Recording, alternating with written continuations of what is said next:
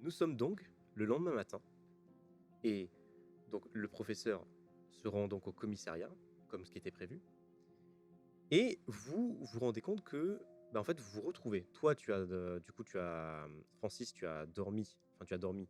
Tu as pas vraiment dormi. Tu as passé plus de temps à expliquer ce qui s'est passé, à voir aussi avec le psychologue qui était sur place, et à parler beaucoup aux policiers qui ont essayé de te rassurer parce que tu as 25 ans, mais enfin, ça reste jeune quand même, tu vois, tu es encore en études, même que tu 25 ans ou 45 ans, si tu jamais vécu ça, c'est quand même une scène absolument horrible ce qui s'est passé. Ça, c'est quelqu'un à qui t'es proche qui est mort devant tes yeux, quoi. C'est ça.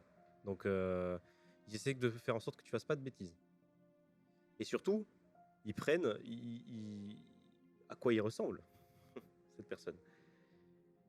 Et tu vois que cette nuit-là, en faisant cette description, ils ont pas l'air de se dire on connaît pas cette personne. Tu vois que physiquement, ils notent. En mode, ok, ok. Donc, vous vous retrouvez avec un petit peu avec étonnement et vous comprenez pas vraiment ce qui se passe. Donc, ce qui se passe, c'est que toi, Francis, tu es à l'accueil et tu es assis sur une chaise à attendre tranquillement que en fait on revienne pour te donner des informations. Et surtout, il faut que tu ailles voir le cadavre, quoi.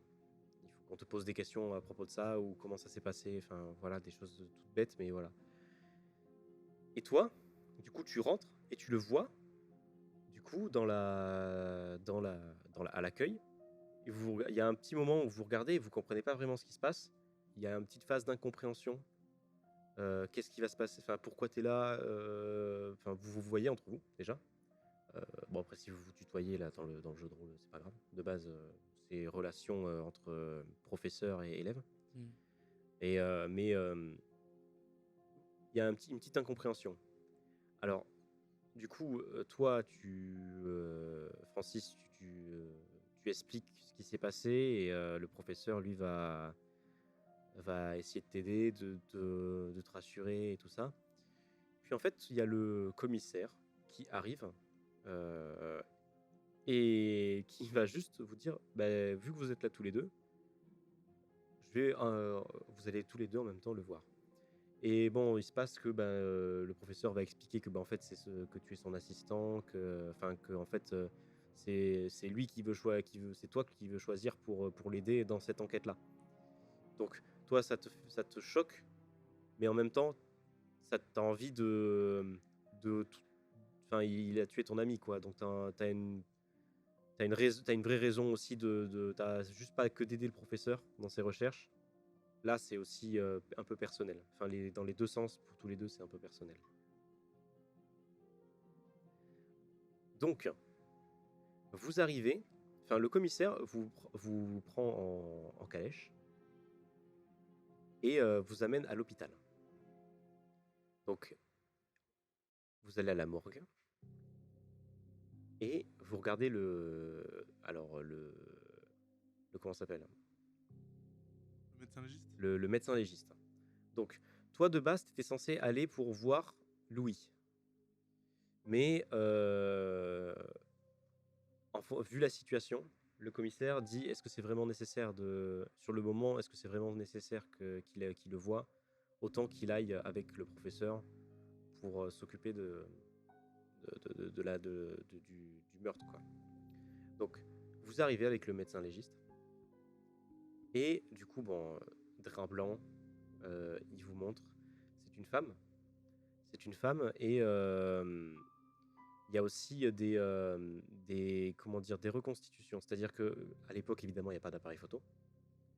Donc, les indices, 1888. En tout cas, pour l'enquête. Je ne sais pas s'il y a vraiment d'appareil photo, mais à l'époque, on ne prend pas d'appareil photo, on ne prend pas de photos pour les enquêtes, quoi. Et ce qui s'est passé, c'est qu'il il y a des croquis sur les choses qui sont importantes sur la scène de crime. On redessine les éléments importants pour pouvoir analyser plus tard. Et donc, ce qui se passe, c'est que vous voyez le cadavre. Donc, en effet, euh, la première chose que vous voyez, c'est que vu qu'il enlève le drap, bah, vous voyez son visage. Donc, c'est une femme Et ça vous surprend parce que vous vous y attendez pas. Il vous avait dit que c'était qu'il enlevait les organes au ventre, mais elle n'a pas d'orbite. On lui a retiré les orbites. Donc effectivement, comme il m'a dit le commissaire, ça allait plus loin que d'habitude. Donc ça va, c'est comme si à chaque fois, ça allait enfin pas en fonction. Quand on arrêtait quelqu'un, ça allait plus loin. Et donc, vous regardez ça. Évidemment, vous êtes un peu, enfin c'est pas agréable de voir des choses comme ça. Vous êtes pas à l'aise et tout. Et le médecin légiste va expliquer que il y a quelque chose, il va dire au commissaire, monsieur le commissaire, par contre, il y a quelque chose qui est aussi un peu différent dans le corps. Alors, vous le voyez, parce qu'il il sort avec un bâton, il touche, et il le fait ressortir. Il y a un truc gluant. C'est-à-dire que au niveau du ventre, c'est comme si à l'intérieur ou même sur la plaie et tout ça, il y avait une substance un petit peu gluante noire. Et c'est bizarre parce que c'est comme, en fait, c'est pas là, c'est peut-être pas là. Et le médecin dit, c'est pas cette substance-là, elle s'est formée plus tard. C'est comme s'il y avait de la, enfin, il y avait, c'était autre chose qui s'était mélangé avec le sang et tout ça, et ça a formé cette espèce de texture bizarre, quoi. Enfin, voilà quoi. Mais il sait pas ce que c'est à l'origine. En plus, le commissaire va vous apporter, après que vous ayez parlé de tout ça, va apporter un élément supplémentaire qui est assez important. C'est que, pas sur le cadavre, mais sur le mur de la rue en face du cadavre, il y avait un symbole qui a été tracé avec le sang, avec du sang. Et ce symbole, après l'avoir vu, ils se sont rendus compte qu'il y avait une petite corrélation avec les anciens bouchers invisibles. C'est-à-dire que tous sur eux, ils avaient un tatouage. Les deux précédents, ils avaient un tatouage. Ils avaient pas fait ils se disaient c'est peut-être un truc d'une secte ou je sais pas trop quoi.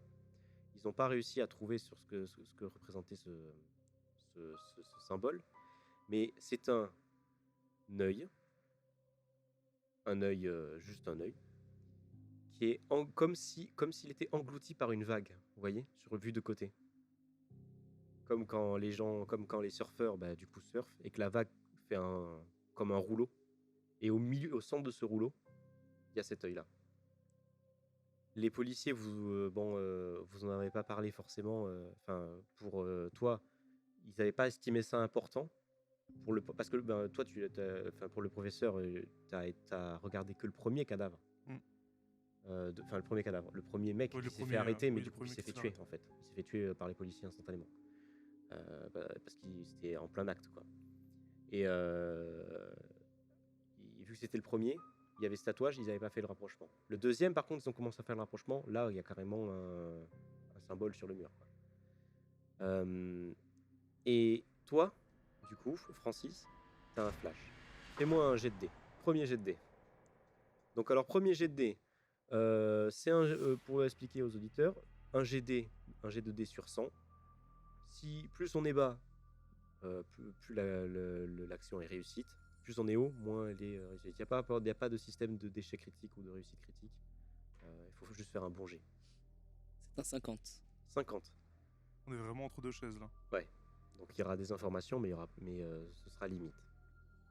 Donc, quelque chose te fait... tu l'as pas fait lors de ta déposition au commissariat, mais en voyant ce symbole, ça te fait un bon déclic sur la main du gros mec balèze qui a tué ton ami, Louis.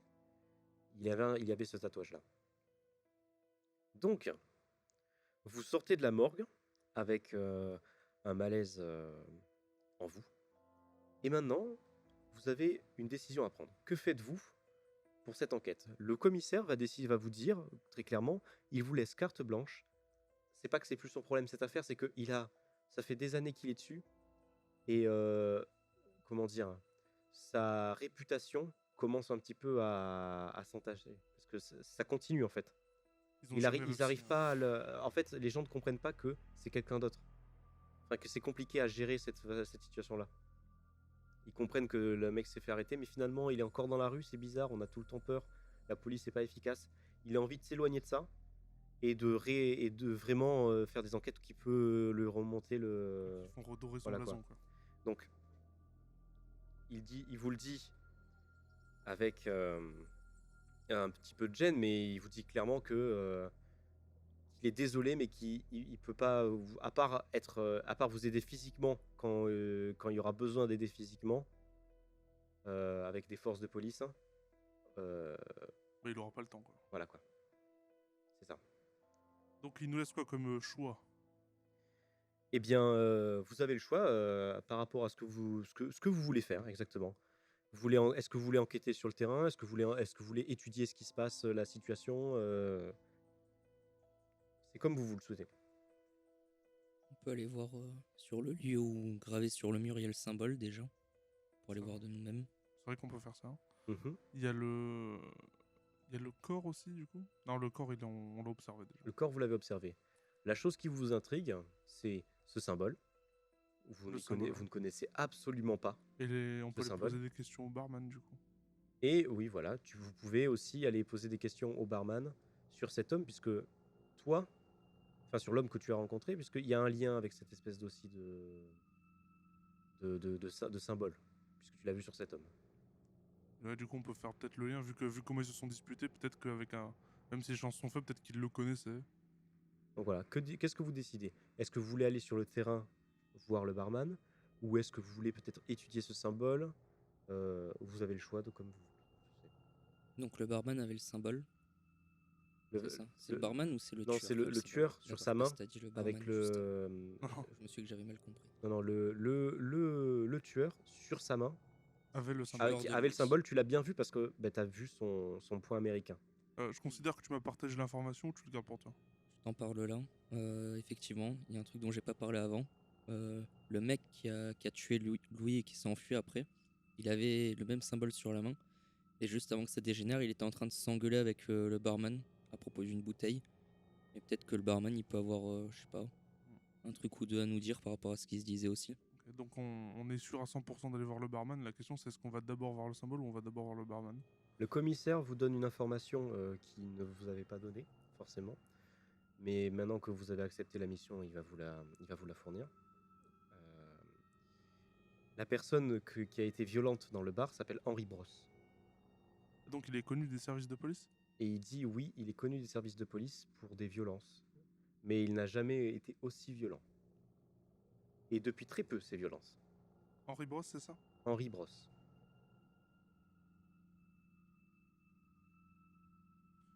Bon, je pense que il vaut mieux d'abord aller voir le barman, à mon sens. Ça s'est passé récemment, je pense que plus c'est récent, plus il aura de chance de nous donner des infos importantes dont il se souviendra. D'accord. Donc vous décidez d'aller au barman. Ouais. D'accord. Donc vous allez voir, vous retournez dans ce bar, donc Francis, tu as un malaise intense en rentrant dans ce bar parce que tu revois cette scène absolument horrible. Tu as l'impression d'avoir un flash comme si tu revoyais, tu sais, du coup Henri Brosse, le tueur qui tuait Louis sous tes yeux. Tu revois la scène, tu vois exactement où il était, tu vois tout, il y a même comment dire, vous rentrez dans le bar, mais le bar est fermé en fait. Il y a personne dedans. Il y a des cordons de police. En gros, la police est sur les lieux. Elle laisse entrer personne. Le barman et lui est dans son bar, mais il range en fait. Il range et il doit pas s'approcher de la scène de crime et tout. Accrochez-vous, Francis. Je sais que ça va être dur pour vous, mais c'est aussi pour lui qu'on fait ça. Je vais essayer. Petite question pour un détail. Est-ce que c'est l'époque aussi où on fumait en intérieur beaucoup? Oui. Je vais fumer clope sur clope du coup à l'intérieur. Ouais, d'accord. Ça, il n'y a pas de problème.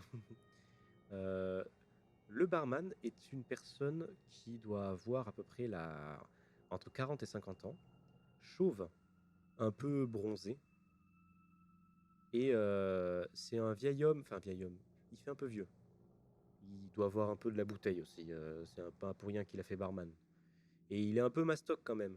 Mais par rapport à Henri Brosse, du coup, maintenant que vous avez son nom, c'est rien du tout. Il est, par rapport à vous, il est énorme.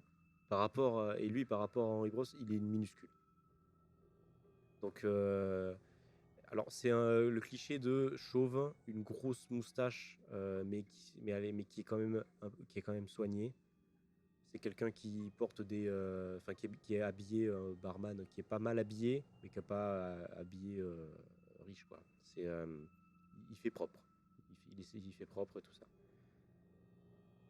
Il veut essayer que son bar soit un minimum classe, on va dire. C'est ça. Bah, c'est comme l'ambiance que tu avais eu le soir précédent. C'est que l'ambiance est bonne en général dans ce bar. La musique est calme. Ça rigole, mais il n'y a pas d'excès. Et justement, c'est pour ça que ce blanc qui était arrivé, c'est parce qu'il y avait un excès et qu'il y a vraiment pas. C'est pas normal qu'il y ait un excès. Et donc, il arrive, il te voit. Alors, il voit Francis du coup. Et il te parle, il te dit bon, enfin, il va venir vers toi, il va être gentil, il va essayer de te dire bon, est-ce que ça va et tout. Tu vois que lui, il est un peu choqué aussi. Et il te voit du coup, toi aussi, Jean. Et du coup, il arrive vers toi et te dit vous avez une raison. Enfin, normalement, vous n'êtes pas censé pouvoir rentrer. La police vous a laissé rentrer. Il y a une raison spécifique à ça? Oui, bonsoir. Je vous prie de m'excuser, vous allez certainement pas m'attendre à me voir. Je me présente, je m'appelle Jean Poivret. Je viens ici pour assister mon étudiant qui est ici, Francis, par rapport à ce qui s'est passé hier soir. Et la police nous a exceptionnellement demandé de les aider dans cette enquête. D'accord. Bah, j'ai pas pu trop parler à la police puisque je m'occupais de ce qui s'était passé avec enfin, d'évacuer tout le monde et tout ça. Mais bah, du coup, je pense que c'est maintenant. Bon, j'en ai parlé un petit peu. Je sais que j'ai donné son nom. Il s'appelle Henri Brosse, du coup. Ça, vous le savez peut-être? Oui, l'inspecteur nous en a parlé. Bah, j'ai pas pu donner plus d'informations que ça. Donc, je peux vous expliquer vraiment qui était à peu près la personne. Ça vous dérange si je peux vous poser quelques questions? Ah non, il n'y a pas de problème. Très bien. Donc, Francis, ici présent, du coup, m'a dit que vous étiez bien disputé hier avant que ça tourne au drame. Alors, Henri, c'est quelqu'un d'exceptionnel. C'est une personne extrêmement gentille et douce de base. Ça fait des années, mais vraiment des années que c'est un client récurrent et que c'est une bonne personne. Enfin, c'est un bon ami. Et c'est vraiment un nounours, quoi. Il est vraiment. Il a toujours été très gentil. Il a jamais. Il buvait normalement. Il se droguait pas. Enfin, je le connais bien. Il venait chez moi manger. J'allais chez lui manger. Et un jour pour son anniversaire, en fait, il a toujours rêvé de faire des expéditions dans le Sahara. C'est son grand rêve. C'était son grand rêve. Il voulait voir ce pays qui est pour beaucoup, c'est un pays mystérieux et tout ce genre de choses. Il voulait vraiment voir ça. Et après le nombre d'années et puis surtout le nombre de verres qu'il a payé dans le bar et surtout avec tous nos amis et tout ça, ça fait quand même 20 ans qu'on le connaît. Avec le peu d'argent qu'on avait, on a économisé à 15 et on lui a offert une expédition dans cet endroit-là. Évidemment, il était extrêmement heureux. Il est parti, c'est une expédition qui dure des mois. Hein. Faut prendre le bateau, c'est déjà au minimum un mois. Et en plus, le temps de préparer toute l'expédition et de prendre une voiture. Enfin, la voiture, déjà, un mois pour visiter et tout ça. Enfin, c'est énorme. Après, je dis voiture, en 1999, il n'y avait pas de voiture, je crois, donc c'était encore pire. Voilà, l'expédition est vraiment longue. Il y a une bonne raison pour que ce soit long. Et du coup, il a fait ça. Il est parti, je dirais 4 mois, même plus peut-être. Et quand il est revenu, il était complètement changé. Déjà, physiquement, il était beaucoup plus... Bon, c'est peut-être le Sahara qui l'a endurci. Mais il était beaucoup plus... comment dire nerveux déjà. Nerveux. Une façon de penser un peu différente. Il buvait beaucoup. Il s'est mis à boire énormément.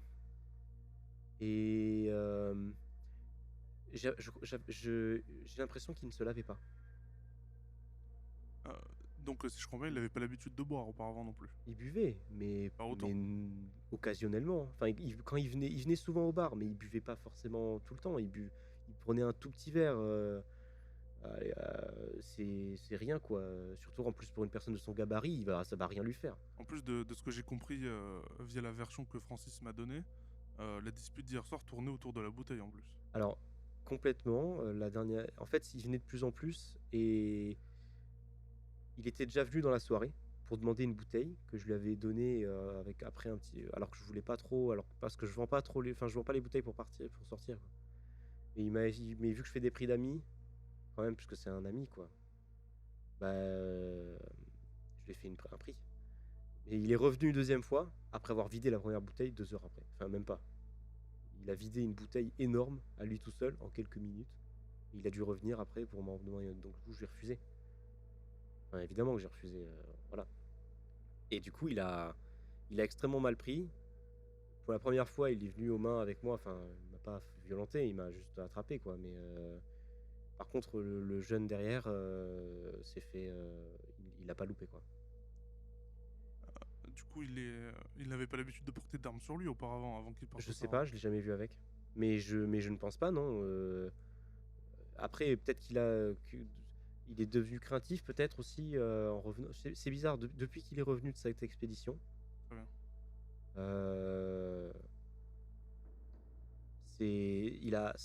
Ça l'a complètement changé. Bon, Voilà. personnellement, je vais pas vous retenir plus longtemps, ça doit bien vous chambouler de parler de lui, mais est-ce que mon ami Francis aurait des questions? J'aurais bien au moins une question à vous poser. Est-ce que, avant qu'il fasse ce voyage vers le Sahara, vous avez remarqué, parce que vous aviez l'air de le connaître un peu quand même, s'il avait un tatouage sur sa main avant ce voyage? Non, il aime pas ça. Il aime pas les tatouages? La douleur, on en rigolait, regardez, il en montre un, lui il y en a un, de marin, une encre, quoi. Et il dit non, mais moi je lui charriais. Et surtout, il me critiquait souvent en me disant c'est pas bien de faire ça. Enfin, c'est pas bon, c'est sûrement pas bon pour ton corps. Il rigolait parce que du coup, évidemment, avec la vieillesse, regardez, ma peau elle fripe un peu. Du coup, ça devient pas très, c'est pas très esthétique. Mais lui, il était un peu contre ça. Je sais pas si vous l'avez remarqué, mais apparemment, du coup, depuis qu'il est revenu du Sahara, ou en tout cas hier soir, donc assez récemment, il s'est fait un tatouage. Alors, il est pas revenu depuis hier soir, ça fait. Non, je dis pas qu'il est revenu depuis hier soir, je dis juste que, en tout cas, Alors, le mon tatouage, ami l'a vu j'avoue hier soir. que, en fait, vu que je ne le regarde plus vraiment de la même manière, je ne regarde pas son corps. Je dois avouer que ça fait. Il est revenu il y a, je dirais, environ 1 mois. D'accord. Et ce tatouage, alors, j'avoue qu'à partir de ce moment-là, bah, il m'est. Comment dire il me faisait un peu peur aussi. Du coup, j'avoue que. Voilà, Il n'y a aucun problème. Mais du coup, peut-être, Francis, est-ce que peut-être avec votre mémoire, vous pourrez redessiner grossièrement ce dessin, ce tatouage, pour lui montrer à quoi il ressemblait? Peut-être que ça lui dit quelque chose. Si vous avez de quoi noter ou quoi, Alors oui, tu peux clairement essayer de le faire. j'essaie de lui refaire donc. Alors, bah, fais un jet, vas-y, pour voir si tu y arrives bien. 59. 59. Donc bon, c'est pas parfait. S'il arrive, il te dit j'ai jamais vu ce truc-là. Il avait sur la main ça? Apparemment. Alors il avait aussi tendance à porter des gants depuis quelques semaines. Donc peut-être que il avait, mais j'ai pas vu. Peut-être qu'il voulait le cacher alors. C'est possible. Bon, après, ouais, peut-être que je me serais foutu de lui. Et peut-être qu'il aurait pas apprécié. Peut-être qu'il en avait honte ou alors qu'il voulait justement pas de remarques à ce sujet, effectivement. Ouais, c'est possible. Très bien, en tout cas, on vous remercie. Est-ce que tu as d'autres questions, Francis? Pour moi, tout paraît clair. D'accord. On va vous laisser, du coup, vous devez avoir beaucoup de choses à faire et vous devez être bien perturbé. Je pense qu'on va vous laisser tranquille pour le moment. Bah, y a pas de problème. Si vous voulez reposer des questions ou tout ça, y a aucun problème. Super. Merci beaucoup en tout cas. Merci. Voilà, vous sortez du bar. Les policiers sont toujours là. Ils sont là sans être là, quoi. Enfin, ils sont là pour. On rentre pas. C'est tout. Ils sont pas là. Ils posent pas de questions. les passants, ils passent. Qu'est-ce qui s'est passé? Sortez. Enfin, Oui, bougez. ils sont là Voilà, pour la sécurité, on va c'est dire, ça. plus qu'autre chose. Voilà. Du coup, vous avez une autre. Vous pouvez faire autre chose. Vous avez cette. Comment ça s'appelle? Une information sur ce. Voyage. Non, alors oui, ce voyage aussi, mais aussi ce petit mystère sur ce symbole. Ah oui, moi je pense que on va aller étudier le symbole qui a été fait sur le mur. Alors, justement, vous pouvez. Maintenant, vous avez également l'information de. Peut-être que ce symbole est lié avec ça ou pas. Vous pouvez décider. En gros, maintenant, on va se dire que si vous voulez aller visiter, comment dire, préciser sur ce symbole, vous allez à la bibliothèque. Ouais, j'allais le proposer en plus. C'est le seul endroit où il y a vraiment des possibilités pour trouver ça. Ok.